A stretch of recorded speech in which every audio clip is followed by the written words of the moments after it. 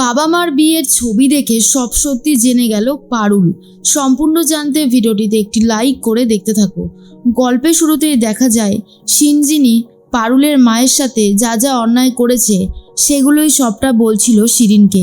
শিরিন তো সবটা শুনেই রীতিমতো অবাক হয়ে যায় আর ভাবে যে তার মা ঠিক কি করেছে।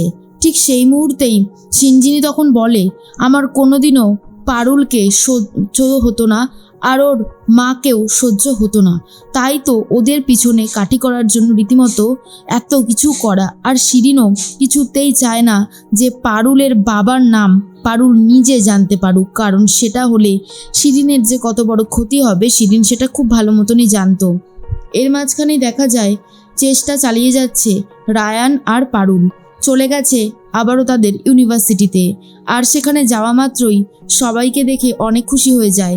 সবাই তখন পারুল আর রায়ানকে দেখে এগিয়ে আসে আর বলে, আপনাদের কথা অনেক শুনেছি, আজকে আপনাদেরকে এখানে দেখে খুব খুশি হলাম। আপনারাই হচ্ছেন সেই ব্যাচ যাদের কথা স্যার ম্যাডামদের মুখে মুখে সব সময় ঘুরে। ঠিক সেই মুহূর্তেই পারুল বলে ধন্যবাদ। এরপর চলে যায় স্যারের সাথে কথা বলতে আর সৌমিত্রবাবুর ব্যাপারেও খোঁজখবর নেয়। তখনই সৌমিত্রবাবুর সম্পর্কে আরও যখন খোঁজখবর নিতে থাকে তখনই অনেক কথাই জানতে পারে পারুল আর রায়ান। তখনই স্যার বলে, ওর যে বন্ধু ছিল অরূপ, তার কাছে গেলে তোমরা হয়তো কিছু ব্যাপার জানলেও জানতে পারো। পারুল তখন বলে, ওনার সাথে একটা অ্যাপয়েন্টমেন্ট বুক করিয়ে দিন না, তাহলে খুব ভালো হবে, আমার জানাটা খুব দরকার। এরপরেই সে বলে, ঠিক আছে, আমি যেভাবেই হোক যোগাযোগ করিয়ে দেওয়ার চেষ্টা করছি। এরপরেই ফোনে কথা বলে পারুল আর রায়ানের যাওয়ার ব্যবস্থা করে দেয়, যাতে সমস্ত সত্যিটা পারুল আর রায়ান খুব তাড়াতাড়ি জানতে পেরে যায়।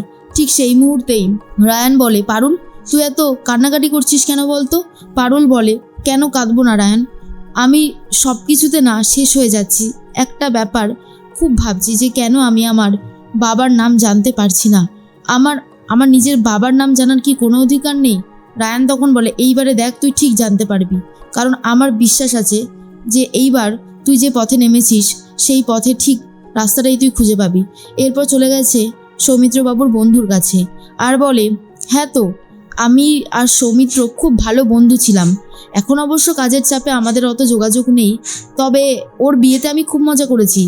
তখন জিজ্ঞেস করে, সিনজিনি ম্যাডামই তো ওনার স্ত্রী তাই না? তখন স্যার বলে, না না, সিনজিনি কোথায়, ওর তো আগেও একটা বউ ছিল, ওর সেকেন্ড ওয়াইফ হচ্ছে সিনজিনি। আর এটা শোনার পরেই পারুল বলে, আচ্ছা আপনি আমাদেরকে বলতে পারবেন তার প্রথম স্ত্রী কেমন ছিল, মানে কোনো ছবি ডিটেলস কিছু? ঠিক সেই মুহূর্তেই বলে, গায়ত্রী হলো ওর প্রথম স্ত্রী। আর এরপরেই বলে, আচ্ছা কোনোভাবে কি ছবি দেখানো সম্ভব? তখন একটা অ্যালবাম থেকে গায়ত্রী দেবীর ছবি বার করিয়ে দেখিয়ে দেয়, আর সেই ছবিটা দেখার পর পারুল অনেক ইমোশনাল হয়ে পড়ে আর বুঝতে পেরে যায় যে তার মাই হলো রীতিমতো সৌমিত্র বাবুর প্রথম স্ত্রী, আর সেই হিসেবে পারুল হলো সৌমিত্র বাবুর মেয়ে। আর নিজের বাবার পরিচয় জানতে পেরে পারুল তো রীতিমতো কান্নাকাটি করতে থাকে।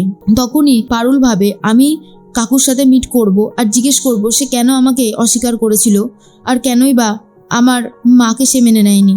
রায়ান তখন বলে, সবটাই বুঝতে পারছি পারুল, কিন্তু একটু ধৈর্য ধর, এইভাবে ছটপট করলে কি করে হবে? আর অন্যদিকে সংযুক্তাদের কাছে খবর চলে যায় যে পারুলরা ইউনিভার্সিটিতে গেছিল খোঁজ খবর নেওয়ার জন্য, কিন্তু তাতে কি আদৌ লাভ হয়েছে সেই সমস্ত কিছুই জানতে চাইছে। এরপরেই সৌমিত্রবাবুর সাথে দেখা করতে চলেছে পারুল। চলে যায় অফিসে আর সেখানে গিয়ে আঙ্কেল বলে ডাকতে থাকে রায়ান। যখনই ঘোরে সামনের দিকে ছিল একজন গুন্ডা পারুল আর রায়ানকে গুলি করে শেষ করে দেওয়ার চেষ্টা করে, যা দেখে রীতিমতো পারুল আর রায়ান দুজনেই ভয় পেয়ে যায়।